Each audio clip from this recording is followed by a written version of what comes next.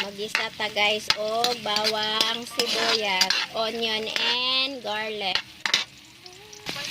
Next natin ang ating tomato, garlic, onion and tomato.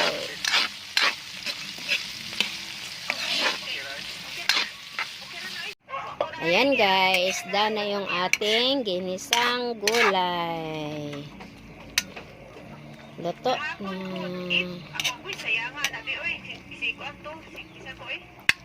Oh, diba? Yummy yummy kaya siya guys.